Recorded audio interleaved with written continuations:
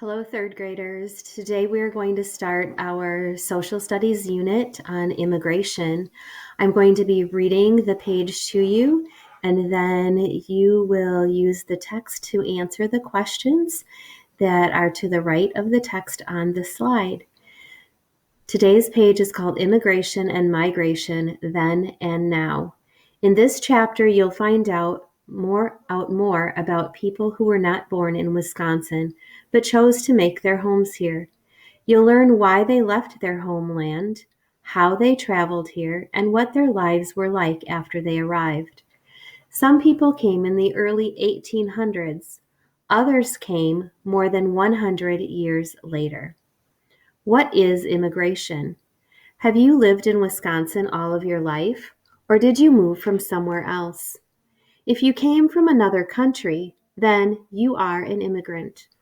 Moving from one country to settle and live in another country is called immigration.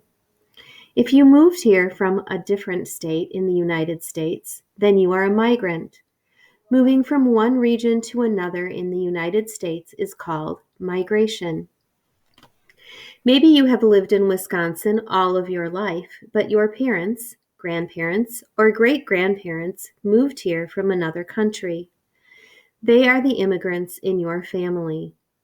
In Chapter 3, you learned that the ancestors of the Ho-Chunk and Menominee nations have lived in Wisconsin for thousands of years.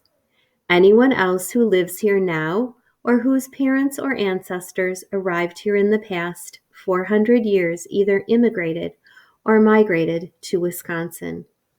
Why do people leave their homeland and settle in another country?